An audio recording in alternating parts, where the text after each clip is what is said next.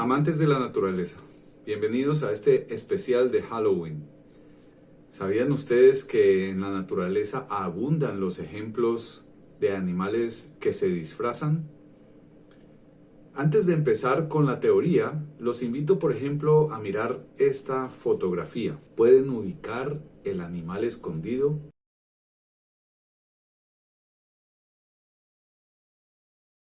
Más adelante en algún punto del video estaré mostrándoles la respuesta. Y esta no es la única foto. Pasemos a esta otra. Traten de ubicar nuevamente al animal camuflado.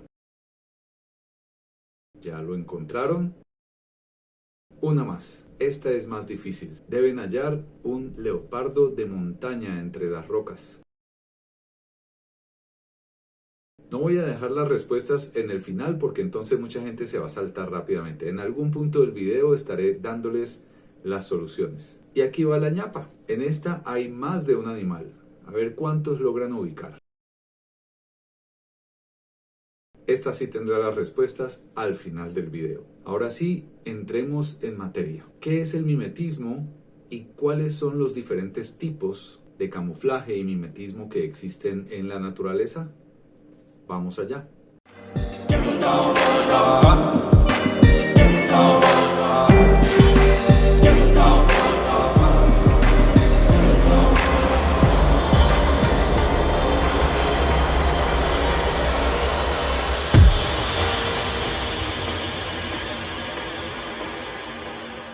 Bueno, empecemos por definir qué es el mimetismo. Es básicamente cuando un animal o un ser vivo se asemeja, actúa, huele o suena de forma que se confunda con otro organismo o con alguna otra cosa. Esta es una forma de protección que existe mucho en la naturaleza y que siempre busca garantizar que una especie logre sobrevivir o reproducirse de mejor manera, obteniendo ventaja o protección con respecto a los depredadores. El mimetismo está presente en muchos animales, incluyendo insectos y arácnidos, pero también en vertebrados, como peces e incluso moluscos que manejan diferentes estrategias de camuflaje, como veremos más adelante.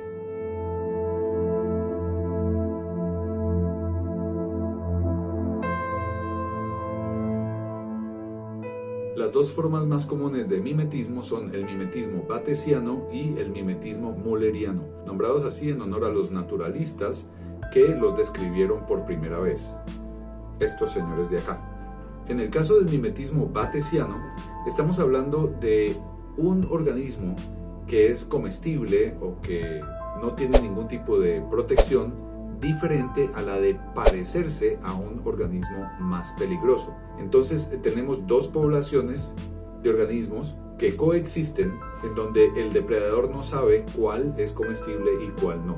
Uno de estos ejemplos es una especie de mosca que se asemeja a una abeja. Las aves evitan comerse estas moscas por temor a ser picadas, aunque la mosca no tiene ningún tipo de aguijón.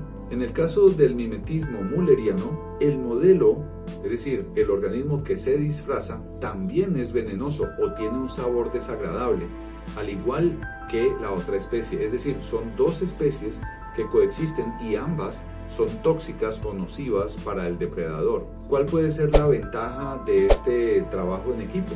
Pensemos por un momento, ¿qué será mejor? ¿Asumir para una especie un mimetismo batesiano o uno mülleriano? Pues en realidad esta es la mejor opción, ya que en el 100% de los casos los depredadores van a tener una experiencia desagradable al alimentarse de estos insectos o estos animales, mientras que en el caso anterior va a haber un porcentaje de eventos donde el depredador se come la mariposa o se come el insecto y le sabe rico, y otro en donde se va a sentir afectado por una toxina o un sabor desagradable, y entonces el depredador no termina de ser bien educado. En el mimetismo mülleriano es como si ambas especies dijeran: hey, pongámonos de acuerdo y vamos a educar a este depredador para que nunca quiera comer a ninguno de nosotros. Por mucho tiempo se pensó, por ejemplo, que la mariposa virrey y la mariposa monarca exhibían un mimetismo batesiano. Se creía que la mariposa virrey era comestible a los depredadores, pero ya se ha descubierto que no es así. Ambos tipos de mariposa, como vemos en esta foto, son muy parecidas y presentan un sabor desagradable a los depredadores. Por lo tanto, aquí tenemos un ejemplo de mimetismo mulleriano.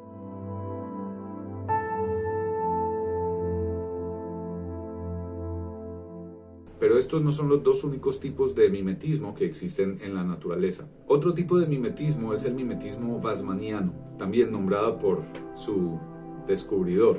En este caso, la especie logra adaptarse para asemejar a la presa y así poder atacarla desprevenidamente. Un ejemplo de este tipo de mimetismo es cierta especie de araña saltarina que se asemeja a una hormiga para mezclarse en la multitud e incluso entrar en el nido sin ser detectado y proceder a cazar sus presas desde allí. Existen otros tipos de disfraces. En el mimetismo agresivo, por ejemplo, el modelo se disfraza de la presa de otro depredador que se aproxima para cazarlo y termina siendo cazado.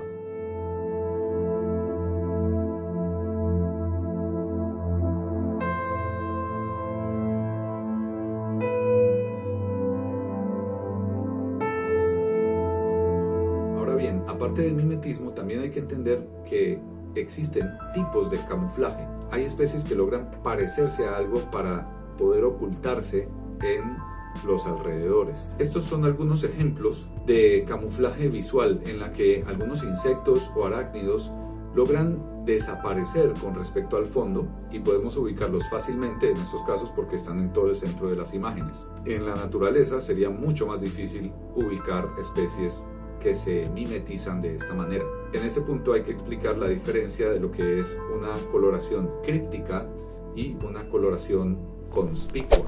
Ay, ese lenguaje científico, habla en español. A ver, una coloración críptica es aquella que oculta al animal con respecto al fondo, mientras que una coloración conspicua hace todo lo contrario, lo hace ver con colores mucho más llamativos y es fácil de ubicar y es justamente el tipo de coloración que vemos en organismos potencialmente venenosos o peligrosos. Y si pensabas que el mimetismo y el camuflaje eran exclusivos del reino animal, estabas muy equivocado. Existe el caso, por ejemplo, de la orquídea abeja, cuya flor se asemeja al abdomen de la hembra de ciertos insectos, que logra de esta manera atraer al macho para vivir un encuentro romántico, pero lo único que logra es polinizar a la planta. Y ya para terminar está el caso del pájaro cucú, que es un parásito de empolle. Es decir, las hembras de estos pájaros nunca empollan ni crían a sus polluelos, sino que dejan sus huevos en los nidos de otras aves. Y según la especie de ave, estas hembras de pájaro cucú son capaces de disfrazar sus huevos para que se confundan con los de la especie que va a hospedar a sus crías. Increíble. Y eso no es todo. Existen algunos casos aún más sorprendentes. Hay ciertas especies de insectos que cuando logran aparearse con la hembra, el macho empieza a liberar feromonas femeninas para que otros insectos machos copulen con él y obviamente no van a tener ninguna descendencia. Mediante esta especie de acto travesti en la naturaleza, el macho logra garantizar que la hembra tenga las crías de su parte y no sea fecundada por otros machos competidores.